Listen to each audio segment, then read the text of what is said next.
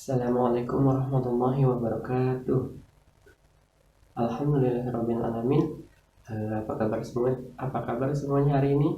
Semoga selalu dalam lindungan Allah Subhanahu wa taala dan semoga selalu Allah Subhanahu wa taala memberikan kesehatan kepada kita semua sehingga kita semua bisa melaksanakan ibadah puasa di bulan Ramadan ini dengan baik, dengan khusyuk, dengan penuh keikhlasan sehingga Allah Subhanahu wa taala memberikan ridhonya, memberikan pahalanya kepada kita semua dan semoga kita semua digolongkan kepada orang-orang yang bertakwa.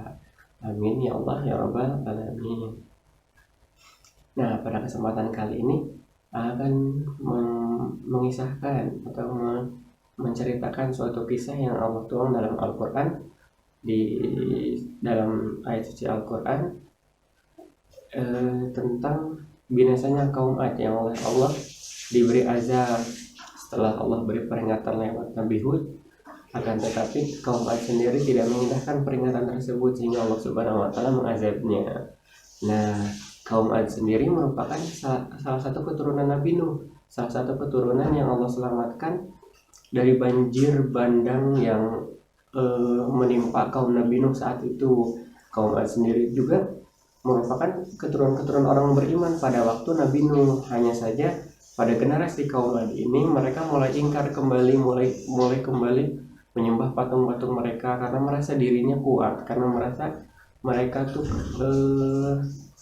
kaya, karena sehingga mereka tamak dan tidak mau menyembah Allah Subhanahu wa taala, sehingga mereka menyembah patung-patung yang mereka buat sendiri karena mereka terkenal sebagai kaum yang pandai memahat, pandai membuat patung, pandai membuat ukiran-ukiran dinding-dinding yang sangat tinggi karena mereka juga terkenal memiliki tinggi tubuh badan yang sangat besar. Nah, kemudian Allah Subhanahu wa taala karena melihat penyimpangan yang terjadi oleh kaum Ad, Allah mengutus Nabi Hud di tengah-tengah mereka. Nabi Hud pun merupakan keturunan kaum Ad sendiri, keturunan langsung dari Nabi Hud sendiri. Nah, Nabi Hud dengan penuh sabar, dengan penuh tawakal, dan berharap kepada Allah Subhanahu wa taala terus memberikan menyampaikan risalah yang Allah sampaikan lewat Nabi Hud. Akan tetapi sekian lama Nabi Hud menyampaikan risalah yang Allah beri, kaum Ad sendiri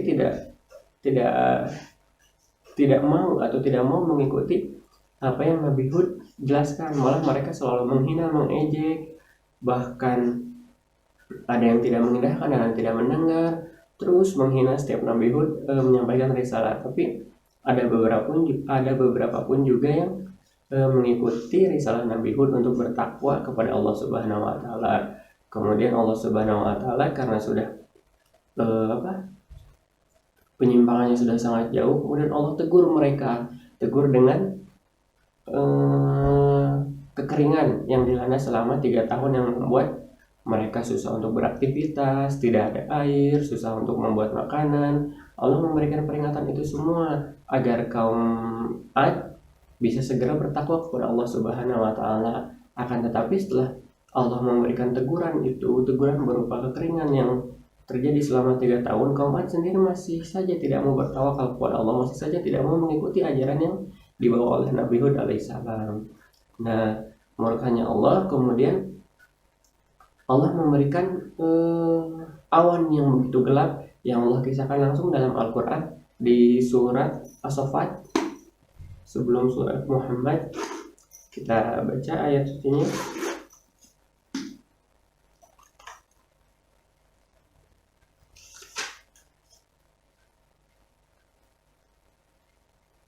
Oh maaf, bukan surat As-Saffat, Al-Ahqaf ayat 21 sampai dengan 25. Nah, kita baca ya. A'udzu billahi minasy syaithanir rajim. Wadhkur akha 'ad إذ أنذر قومه بالأحقاف وقد خلت النذر من بين يديه ومن خلفه ألا تعبدوا إلا الله إني عذاب يوم عظيم قالوا أجئتنا لتعفكنا عن آلهتنا فأتنا بما تعدنا إن كنت من الصادقين قال إنما العلم عند الله وأبلغكم ما أرسلت به ولكني أراكم قوما تجهلون فلما رأوه عارضا مستقبل أوديتهم قالوا هذا عارض ممطرنا بل هو ما استعجلتم به ريح فيها عذاب أليم تدمر كل شيء بأمر ربها فأصبحوا لا يرى إلا مساكنهم كذلك نجزي القوم المجرمين. Dan ingatlah Hud, saudara kaum Ad, yaitu ketika dia mengingatkan kaumnya tentang bukit-bukit pasir, dan sesungguhnya telah berlalu beberapa orang pemberi peringatan sebelumnya dan setelahnya, dengan berkata, janganlah kamu menyembah selain Allah, aku sungguh khawatir nanti akan kamu ditimpa azab pada hari yang besar. Mereka menjawab, apakah engkau datang kepada kami untuk memalingkan kami dari menyembah Tuhan-Tuhan kami? Maka datangkanlah kepada kami azab yang telah engkau ancamkan kepada kami, jika engkau termasuk orang yang benar. Dia Hud berkata, sesungguhnya ilmu tentang itu hanya pada Allah, dan aku hanya menyampaikan kepadamu apa yang diwahyukan kepadaku. Tetapi aku melihat kamu adalah kaum yang berlaku bodoh. Nah, di sini Allah memberikan yang tadi, Allah memberikan peringatan berupa kekeringan selama 3 tahun. Kemudian setelah Allah memberikan peringatan kekeringan selama 3 tahun tersebut, ternyata kaum Ad masih tidak beriman kepada Allah. Kemudian Allah menurunkan azab yang lebih besar, yaitu Allah mendatangkan awan yang sangat gelap. Sangkaan kaum Ad bahwa awan itu adalah awan yang akan menurunkan hujan kepada kita untuk menutup kekeringan selama 3 tahun tadi. Padahal di sisi lain Allah mendatangkan awan yang sangat gelap itu untuk memberikan azab kepada mereka sesuai dengan di ayat yang ke-24. Maka ketika mereka melihat azab itu berupa awan yang menuju ke lembah-lembah mereka, ke tempat tinggal mereka, mereka berkata, inilah awan yang akan menurunkan hujan kepada kita, yang akan menutup kekeringan selama 3 tahun itu. Bukan sangkalan Nabi Hud, bukan, tetapi itulah azab yang kamu minta agar disegerakan datangnya, yaitu angin yang mengandung azab yang pedih. Nah, sangkaan mereka bahwa awan yang menutupi, awan gelap yang datang itu adalah merupakan hujan. Padahal awan itu akan mendatangkan angin yang sangat besar yang kemudian akan menutup semua kaum Ad tersebut, sehingga tidak terlihat sedikit pun kecuali rumah-rumah mereka, kecuali tempat tinggal mereka. Sedangkan kaum Ad sendiri binasa diterjang oleh azab yang Allah berikan berupa angin yang sangat besar. Nah, di ayat 25-nya, yang menghancurkan segala sesuatu dengan perintah Tuhannya, sehingga mereka kaum Ad menjadi tidak tampak lagi di bumi, kecuali hanya bekas-bekas tempat tinggal mereka. Demikianlah kami memberikan balasan kepada kaum yang berdosa. Shadaqallahul adzim.